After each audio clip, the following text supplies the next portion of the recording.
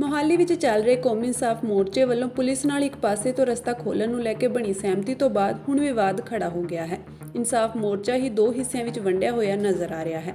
ਬੰਦੀ ਸਿੰਘ ਜਗਤਾਰ ਸਿੰਘ ਹਵਾਰਾ ਦੇ ਪਿਤਾ ਗੁਰਚਰਨ ਸਿੰਘ ਨੇ ਸਾਫ਼ ਕੀਤਾ ਹੈ ਕਿ ਉਹਨਾਂ ਨੇ ਅਜਿਹੀ ਕੋਈ ਸਹਿਮਤੀ ਨਹੀਂ ਜਤਾਈ ਹੈ ਕਿ ਇੱਕ ਪਾਸੇ ਤੋਂ ਰਸਤਾ ਖੋਲ੍ਹ ਦਿੱਤਾ ਜਾਵੇ, ਜਦਕਿ ਮੋਰਚੇ ਦੀ ਲੀਗਲ ਟੀਮ ਦੇ ਵਕੀਲ ਦਿਲਸ਼ੇਰ ਸਿੰਘ ਨੇ ਕਿਹਾ ਕਿ ਬਾਪੂ ਗੁਰਚਰਨ ਸਿੰਘ ਨੇ ਸਮਝੌਤੇ ਤੇ ਹਸਤਾਖਰ ਕੀਤੇ ਹਨ। ਦਿਲਸ਼ੇਰ ਸਿੰਘ ਨੇ ਕਿਹਾ ਕਿ ਜਦੋਂ ਮੋਰਚੇ ਦੇ ਖਿਲਾਫ ਅਦਾਲਤ ਵਿੱਚ PIL ਪਾਈ ਗਈ ਸੀ ਤਾਂ ਅਸੀਂ ਆਪਣੇ ਜਵਾਬ ਵਿੱਚ ਕਿਹਾ ਸੀ ਕਿ ਸਾਡੇ ਵੱਲੋਂ ਨਹੀਂ ਬਲਕਿ ਪੁਲਿਸ ਵੱਲੋਂ ਦੂਜੇ ਪਾਸੇ ਦਾ ਰਸਤਾ ਬਲੌਕ ਕੀਤਾ ਗਿਆ ਹੈ। ਇਸ ਤੋਂ ਬਾਅਦ ਅਦਾਲਤ ਵਿੱਚ ਪੁੱਛਿਆ ਗਿਆ ਸੀ ਕਿ ਜੇਕਰ ਪੁਲਿਸ ਰਸਤਾ ਖੋਲ੍ਹ ਦਿੰਦੀ ਹੈ ਤਾਂ ਤੁਸੀਂ ਤਾਂ ਬਲੌਕ ਨਹੀਂ ਕਰੋਗੇ, ਤਾਂ ਅਸੀਂ ਕਿਹਾ ਸੀ ਕਿ ਸਾਡੇ ਵੱਲੋਂ ਬਲੌਕ ਨਹੀਂ ਕੀਤਾ ਜਾਵੇਗਾ। ਮੋਰਚੇ ਦੇ ਵਕੀਲ ਨੇ ਦੱਸਿਆ ਕਿ ਅਸੀਂ ਇਨਸਾਨੀਅਤ ਦੇ ਨਾਤੇ ਇਹ ਫੈਸਲਾ ਲਿਆ ਸੀ। ਦਿਲਸ਼ੇਰ ਸਿੰਘ ਨੇ ਕਿਹਾ ਕਿ ਕੌਮੀ ਇਨਸਾਫ ਮੋਰਚੇ ਦੀ ਤਾਲਮੇਲ ਕਮੇਟੀ ਵਿੱਚ ਵੀ ਇਹੀ ਫੈਸਲਾ ਹੋਇਆ ਸੀ। ਉਹਨਾਂ ਕਿਹਾ ਕਿ ਇੱਕ ਪਾਸੇ ਦਾ ਰਸਤਾ ਖੋਲ੍ਹਣ ਨਾਲ ਸਾਡਾ ਮੋਰਚਾ ਬਚ ਜਾਂਦਾ ਹੈ ਅਤੇ ਸਾਨੂੰ ਸਮਾਂ ਮਿਲ ਜਾਂਦਾ ਹੈ। ਦੂਜੇ ਜਿਹੜੇ ਲੋਕ ਇੱਕ ਪਾਸੇ ਤੋਂ ਗੁਜ਼ਰਨਗੇ ਉਹ ਮੋਰਚੇ ਨੂੰ ਵੀ ਵੇਖਣਗੇ ਅਤੇ ਇਸ ਦੀ ਅਹਿਮੀਅਤ ਨੂੰ ਸਮਝਣਗੇ। ਜਿਸ ਤਰ੍ਹਾਂ ਦਿੱਲੀ ਵਿੱਚ ਕਿਸਾਨ ਮੋਰਚੇ ਵਿੱਚ ਇੱਕ ਪਾਸੇ ਦਾ ਟ੍ਰੈਫਿਕ ਖੋਲ੍ਹ ਕੇ ਰੱਖਿਆ ਸੀ। ਦਿਲਸ਼ੇਰ ਸਿੰਘ ਨੇ ਦਾਅਵਾ ਕੀਤਾ ਹੈ ਕਿ ਮਸਲੇ ਤੇ ਮੋਰਚੇ ਦੀ ਤਾਲਮੇਲ ਕਮੇਟੀ ਵਿੱਚ ਇੱਕ ਵਾਰ ਨਹੀਂ ਬਲਕਿ 3 ਵਾਰ ਵਿਚਾਰ ਹੋਇਆ। ਅਖੀਰਲੀ ਮੀਟਿੰਗ ਐਤਵਾਰ ਨੂੰ ਹੋਈ ਸੀ, ਜਿਸ ਵਿੱਚ ਬਹੁ ਗਿਣਤੀਆਂ ਨੇ ਇਸ ਤੇ ਸਹਿਮਤੀ ਜਤਾਈ। ਉਹਨਾਂ ਕਿਹਾ ਕਿ ਬਾਪੂ ਗੁਰਚਰਨ ਸਿੰਘ ਗ੍ਰੈਜੂਏਟ ਹਨ ਅਤੇ ਉਹਨਾਂ ਨੇ ਪੜ੍ਹਨ ਤੋਂ ਬਾਅਦ ਹੀ ਇਸ ਤੇ ਦਸਤਖਤ ਕੀਤੇ ਹਨ। ਜੇਕਰ ਤੁਸੀਂ ਪੜ੍ਹਨ ਦੇ ਬਾਅਦ ਇਹ ਕਹਿ ਰਹੇ ਹੋ ਕਿ ਤੁਹਾਨੂੰ ਨਹੀਂ ਪਤਾ ਕੀ ਲਿਖਿਆ ਹੈ ਤਾਂ ਫਿਰ ਤੁਸੀਂ ਕਿਸ ਤਰ੍ਹਾਂ ਦੇ ਆਗੂ ਹੋ, ਤੁਹਾਨੂੰ ਆਪਣੇ ਸਟੈਂਡ ਤੇ ਕਾਇਮ ਰਹਿਣਾ ਚਾਹੀਦਾ ਸੀ। ਇਸ ਵਿੱਚ ਕੋਈ ਬੁਰਾਈ ਨਹੀਂ ਹੈ, ਇਸ ਨਾਲ ਕੌਮੀ ਇਨਸਾਫ ਮੋਰਚਾ ਬਚ ਸਕਦਾ ਹੈ। ਮੋਰਚੇ ਦੇ ਵਕੀਲ ਦਿਲਸ਼ੇਰ ਸਿੰਘ ਨੇ ਕਿਹਾ ਕਿ ਸਾਡੀ ਪ੍ਰਸ਼ਾਸਨ ਨਾਲ ਦੋ ਚੀਜ਼ਾਂ ਤੇ ਸਹਿਮਤੀ ਹੋਈ ਹੈ ਕਿ ਜਿਹੜੇ ਬੰਦੀ ਸਿੰਘਾਂ ਨੇ ਆਪਣੀ ਸਜ਼ਾ ਪੂਰੀ ਕਰ ਲਈ ਹੈ ਉਹਨਾਂ ਦੀ ਤੁਸੀਂ ਪੋਜ਼ਿਟਿਵ ਰਿਪੋਰਟ ਬਣਾ ਕੇ ਭੇਜੋ ਤਾਂ ਕਿ ਉਹਨਾਂ ਦੀ ਰਿਲੀਜ਼ ਜਲਦੀ ਹੋ ਜਾਵੇ, ਅਤੇ ਦੂਜਾ ਜਗਤਾਰ ਸਿੰਘ ਹਵਾਰਾ ਦੇ ਪੰਜਾਬ ਵਿੱਚ 2 ਕੇਸ ਹਨ, ਉਹ ਜਲਦ ਤੋਂ ਜਲਦ ਖਤਮ ਕੀਤੇ ਜਾਣ। ਜਗਤਾਰ ਸਿੰਘ ਹਵਾਰਾ ਦੇ ਪਿਤਾ ਬਾਪੂ ਗੁਰਚਰਨ ਸਿੰਘ ਨੇ ਕਿਹਾ ਕਿ ਮੈਂ ਸਪਸ਼ਟ ਕਰਨਾ ਚਾਹੁੰਦਾ ਹਾਂ ਕਿ ਨਾ ਮੈਂ ਰਸਤਾ ਖੋਲ੍ਹਣ ਦੇ ਲਈ ਹਸਤਾਖਰ ਕੀਤੇ ਹਨ, ਨਾ ਹੀ ਉਹ ਇਸ ਗੱਲ ਤੋਂ ਸਹਿਮਤ ਹਨ। ਗੁਰਚਰਨ ਸਿੰਘ ਨੇ ਕਿਹਾ ਕਿ ਮੇਰੇ ਖਿਲਾਫ ਇਹ ਵੀ ਪ੍ਰਚਾਰ ਕੀਤਾ ਜਾ ਰਿਹਾ ਹੈ ਕਿ ਸਰਕਾਰ ਨਾਲ ਮੇਰੀ ਅੰਦਰ ਖਾਤੇ ਕੋਈ ਸਹਿਮਤੀ ਹੋਈ ਹੈ। ਉਹਨਾਂ ਕਿਹਾ ਕਿ ਅਸੀਂ ਇਹ ਰਸਤਾ ਬੰਦ ਨਹੀਂ ਕੀਤਾ ਸੀ, ਸਰਕਾਰ ਸਾਡੇ ਸਿਰ ਤੇ ਰਸਤਾ ਖੁਲਵਾਉਣਾ ਚਾਹੁੰਦੀ ਹੈ। ਜੇਕਰ ਸਰਕਾਰ ਨੂੰ ਰਸਤਾ ਖੁਲਵਾਉਣਾ ਹੈ ਤਾਂ ਸਾਡੇ ਨਾਲ ਗੱਲ ਕਰਦੀ। ਦਿੱਲੀ ਸਰਕਾਰ ਜਗਤਾਰ ਸਿੰਘ ਹਵਾਰਾ ਨੂੰ ਸ਼ਿਫਟ ਨਹੀਂ ਕਰ ਰਹੀ ਹੈ। ਉਹਨਾਂ ਕਿਹਾ ਕਿ ਵਕੀਲਾਂ ਨੇ ਇੱਕ ਮੈਮੋਰੈਂਡਮ ਤਿਆਰ ਕੀਤਾ ਸੀ ਪ੍ਰਸ਼ਾਸਨ ਨੂੰ ਦੇਣ ਲਈ। ਮੈਨੂੰ ਪਹਿਲੇ 3 ਪੁਆਇੰਟ ਬਾਰੇ ਦੱਸਿਆ ਗਿਆ ਸੀ ਕਿ ਭਾਈ ਗੁਰਦੀਪ ਸਿੰਘ ਅਤੇ ਦਵਿੰਦਰਪਾਲ ਸਿੰਘ ਦੀ ਰਿਹਾਈ ਦੀ ਗੱਲ ਕੀਤੀ ਗਈ ਹੈ। ਜਗਤਾਰ ਸਿੰਘ ਹਵਾਰਾ ਦੇ ਕੇਸਾਂ ਦਾ ਜ਼ਿਕਰ ਕੀਤਾ ਗਿਆ। ਇਹਨਾਂ 3 ਪੁਆਇੰਟ ਬਾਰੇ ਮੈਨੂੰ ਨਹੀਂ ਦੱਸਿਆ ਗਿਆ। ਮੈਂ ਕਿਹਾ ਕਿ ਇਹ ਵਕੀਲਾਂ ਦਾ ਮਸਲਾ ਹੈ, ਉਹ ਆਪ ਹਸਤਾਖਰ ਕਰਨਗੇ, ਪਰ ਮੇਰੇ ਕੋਲੋਂ ਜ਼ਬਰਦਸਤੀ ਦਸਤਖਤ ਕਰਵਾਏ ਗਏ। ਇਹ ਪੁਆਇੰਟ ਮੇਰੇ ਧਿਆਨ ਵਿੱਚ ਨਹੀਂ ਲਿਆਂਦਾ ਗਿਆ ਕਿ ਰਸਤਾ ਖੋਲ੍ਹਣ ਦੇ ਬਾਰੇ ਕੋਈ ਸਹਿਮਤੀ ਹੈ, ਨਾ ਹੀ ਮੈਂ ਉਸ ਮਾਮਲੇ ਵਿੱਚ ਸਹਿਮਤ ਹਾਂ। ਜੇਕਰ ਤੁਸੀਂ ਮੇਰੇ ਨਾਲ ਧੋਖਾ ਕੀਤਾ ਤਾਂ ਉਸ ਦੇ ਜਵਾਬਦੇਹੀ ਤੁਸੀਂ ਹੋਵੋਗੇ। ਦੱਸ ਦਈਏ ਕਿ ਪੰਜਾਬ ਹਰਿਆਣਾ ਹਾਈ ਕੋਰਟ ਨੇ ਪਿਛਲੀ ਸੁਣਵਾਈ ਦੇ ਦੌਰਾਨ ਕੌਮੀ ਇਨਸਾਫ ਮੋਰਚੇ ਨੂੰ ਲੈ ਕੇ ਸਖਤ ਟਿੱਪਣੀ ਕੀਤੀ ਸੀ। 2 ਅਗਸਤ ਨੂੰ ਸੁਣਵਾਈ ਦੌਰਾਨ ਅਦਾਲਤ ਨੇ ਕਿਹਾ ਸੀ ਕਿ ਅਗਲੀ ਸੁਣਵਾਈ ਤੋਂ ਪਹਿਲਾਂ ਇਸ ਦਾ ਹੱਲ ਕੱਢਿਆ ਜਾਵੇ, ਨਹੀਂ ਤਾਂ ਸਾਡੇ ਵੱਲੋਂ ਸਖਤ ਨਿਰਦੇਸ਼ ਜਾਰੀ ਕੀਤੇ ਜਾਣਗੇ। ਹਾਈ ਕੋਰਟ ਨੇ ਕਿਹਾ ਸੀ ਕਿ ਜੇਕਰ ਤੁਹਾਡੀ ਕੋਈ ਮੰਗ ਹੈ ਤਾਂ ਇਸ ਨੂੰ ਕਾਨੂੰਨੀ ਤਰੀਕੇ ਨਾਲ ਚੁੱਕਿਆ ਜਾਵੇ, ਪਰ ਸੜਕ ਰੋਕਣਾ ਸਹੀ ਨਹੀਂ ਹੈ। ਇਸ ਨਾਲ ਆਮ ਲੋਕਾਂ ਨੂੰ ਪਰੇਸ਼ਾਨੀ ਹੋ ਰਹੀ ਹੈ। ਸੋ ਮੈਂ ਸਪਸ਼ਟ ਕਰਦਾ ਬਈ ਨਾ ਮੈਂ ਰਸਤਾ ਖੋਲ੍ਹਣ ਵਾਸਤੇ ਸਹਿਮਤੀ ਦੇਣੀ ਹੈ, ਨਾ ਮੈਂ ਸਹਿਮਤ ਹੈ। ਮੇਰੇ ਖਿਲਾਫ ਇਹ ਵੀ ਪ੍ਰਚਾਰ ਕੀਤਾ ਜਾ ਰਿਹਾ ਕਿ ਬਾਪੂ ਜੀ ਦੀ ਸਰਕਾਰ ਨਾਲ ਕੋਈ ਸਹਿਮਤੀ ਹੋਈ ਹੈ।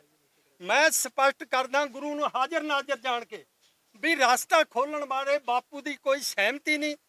ਭਾਵੇਂ ਕੋਈ ਸਾਡੇ ਬੰਦੇ ਵੀ ਸਰਕਾਰ ਦੇ ਹੱਕ 'ਚ ਭੁਗਤਣ, ਮੈਨੂੰ ਕੋਈ ਇਤਰਾਜ਼ ਨਹੀਂ, ਪਰ ਮੈਂ ਸਪਸ਼ਟ ਕਰਦਾ ਇਹ ਪੁਆਧ ਦਾ ਇਲਾਕਾ ਜਿਹੜੇ ਖੜਿਆ ਮੇਰੇ ਨਾਲ ਖੜਿਆ, ਕਿਉਂਕਿ ਨਾ ਅਸੀਂ ਰਸਤਾ ਬੰਦ ਕਰਿਆ, ਨਾ ਅਸੀਂ ਆਪਣੇ ਹੱਥ ਤੋਂ ਖੋਲ੍ਹਣਾ। ਜੇ ਸਰਕਾਰ ਨੂੰ ਸਾਡੇ ਤੋਂ ਖਿਲਾਉਣਾ ਸੀ, ਜਿਨ੍ਹਾਂ ਮੁੱਦਿਆਂ ਨੂੰ ਲੈ ਕੇ ਅਸੀਂ ਮੋਰਚਾ ਲਾਇਆ, ਘੱਟੋ ਘੱਟੀ ਸਰਕਾਰ ਹੱਲ ਕਰਦੀ। ਜਥੇਦਾਰ ਜਗਤਾਰ ਸਿੰਘ ਹਵਾਰਾ ਨੂੰ ਜਿਨ੍ਹਾਂ ਦਾ ਹੱਕ ਬਣਦਾ, ਕਾਨੂੰਨੀ ਹੱਕ ਬਣਦਾ ਵੀ ਪੰਜਾਬ 'ਚ ਉਹਨਾਂ ਦੇ ਕੇਸ ਹੈ, 2015 'ਚ ਜਿੰਨੇ ਦਿੱਲੀ 'ਚ ਕੇਸ ਸੀ ਸਾਰੇ ਖਤਮ ਹੋ ਗਏ, ਪਰੰਤੂ ਉਹ ਦਿੱਲੀ ਸਰਕਾਰ ਉਹਨਾਂ ਨੂੰ ਪੰਜਾਬ ਸ਼ਿਫਟ ਨਹੀਂ ਕਰ ਰਹੀ। ਬਾਰ-ਬਾਰ ਪ੍ਰਸ਼ਾਸਨ ਨਾਲ ਸਾਡੀਆਂ ਮੀਟਿੰਗਾਂ ਹੋਈਆਂ, ਸਰਕਾਰ ਪ੍ਰਸ਼ਾਸਨ ਸਾਨੂੰ ਇੱਕ ਵਾਅਦਾ ਵੀ ਕਰਦਾ ਰਿਹਾ ਵੀ ਅਸੀਂ ਉਹਨੂੰ ਜਲਦੀ ਇੱਥੇ ਮੋਹਾਲੀ ਕੋਰਟ 'ਚ ਪੇਸ਼ ਕਰਕੇ ਤੁਹਾਨੂੰ ਮੀਡੀਆ ਨੂੰ ਸਾਰਾ ਇਸ ਬਾਰੇ ਪਤਾ ਵੀ ਉਹਨੂੰ ਪੰਜਾਬ ਦੀ ਜੇਲ੍ਹ 'ਚ ਸ਼ਿਫਟ ਕਰ ਦੇਣਾ, ਪਰੰਤੂ ਸਰਕਾਰ ਉਸ ਤੇ ਵੀ ਸਹਿਮਤ ਨਹੀਂ ਹੋ ਰਹੀ।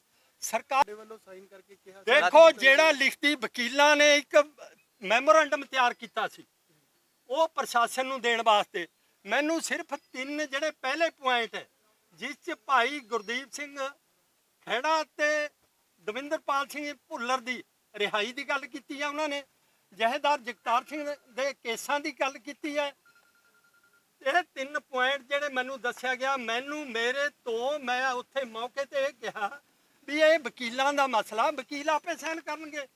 ਪਰ ਮੇਰੇ ਤੋਂ ਜ਼ਬਰਦਸਤੀ ਕਰਾਏ ਗਏ ਇਹ ਪੁਆਇੰਟ ਮੇਰੇ ਧਿਆਨ 'ਚ ਬਿਲਕੁਲ ਨਹੀਂ ਲਿਆਂਦਾ ਗਿਆ ਵੀ ਇਹ ਰਸਤੇ ਵਿੱਚ ਲਈ ਖੋਲਣ ਵਾਸਤੇ ਕੋਈ ਸਹਿਮਤੀ ਹੈ। ਨਾ ਮੈਂ ਉਸ ਪੁਆਇੰਟ ਤੇ ਸਹਿਮਤ ਹਾਂ। ਮੈਂ ਕਲੀਅਰ ਕਰਨਾ, ਜੇ ਉਹ ਕੋਈ ਵਕੀਲਾਂ ਨੇ ਮੇਰੇ ਨਾਲ ਧੋਖਾ ਵੀ ਕਰਿਆ ਉਹਦਾ ਜਵਾਬ ਦੇ ਵਕੀਲ ਹੋਣਗੇ। ਬੀਬੀ ਜੀ, ਜਿਹੜਾ ਉਹ 5ਵਾਂ ਪੁਆਇੰਟ ਹੈ ਜਿਸ ਤੇ ਲਿਖਿਆ ਗਿਆ, ਉਸ ਮੈਂ ਗੁਰੂ ਨੂੰ ਹਾਜ਼ਰ ਨਾਜ਼ਰ ਜਾਣ ਕੇ ਕਹਿ ਰਿਹਾ ਵੀ ਮੈਨੂੰ ਉਹਦੇ ਬਾਰੇ ਨਾ ਜਾਣਕਾਰੀ ਦਿੱਤੀ, ਨਾ ਮੈਂ ਪੜਿਆ।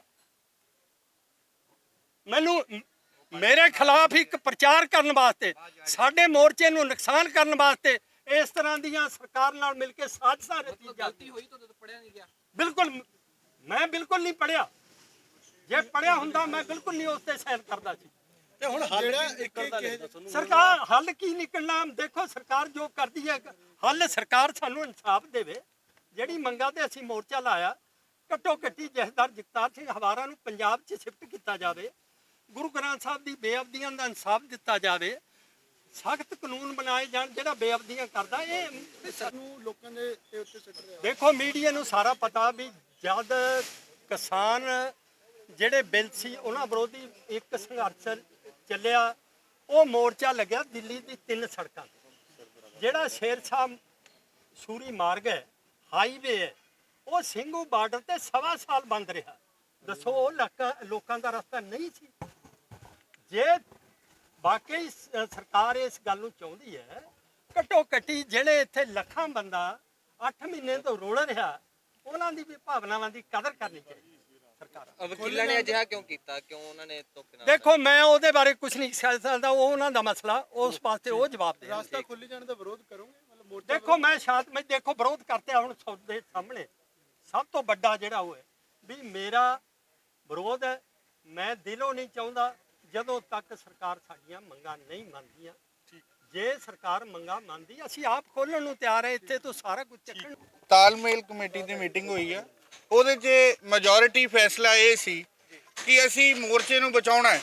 ਮੋਰਚਾ ਇੱਕ ਗੱਲ ਤੇ ਬਚਦਾ ਸੀ ਕਿ ਜਿਹੜੀ one side road Chandigarh administration ਨੇ ਬਲੌਕ ਕੀਤੀ ਆ, ਜੇ ਉਹ ਖੋਲ ਲੈਣ ਤੇ ਅਸੀਂ ਟ੍ਰੈਫਿਕ ਫਲੋ ਜਿਹੜਾ ਇੱਧਰ ਦੀ ਜਾਏਗਾ ਉਹਨੂੰ ਡਿਸਟਰਬ ਨਹੀਂ ਕਰਾਂਗੇ।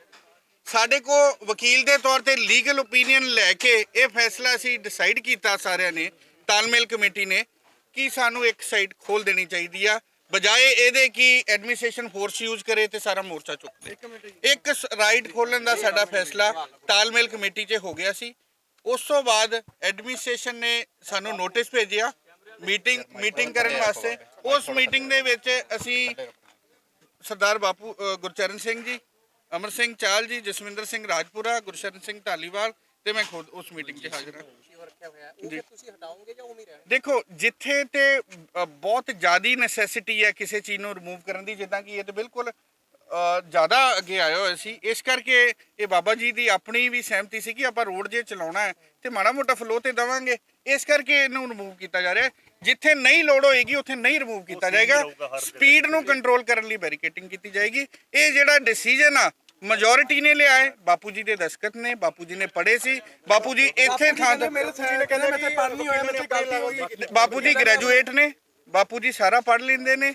ਬਾਪੂ ਜੀ ਇਸ ਗੱਡੀ 'ਚ, ਮੇਰੀ ਗੱਡੀ 'ਚ ਬੈਠ ਕੇ ਇੱਥੋਂ ਹੀ ਗਏ ਨੇ ਔਰ ਇੱਥੇ ਹੀ ਜਗ੍ਹਾ ਤੇ ਮੈਂ ਲਾਇਆ। ਬਾਪੂ ਜੀ ਨਾਲ ਗੱਲ ਕਰਨ ਨੂੰ ਤਿਆਰ ਹੈ?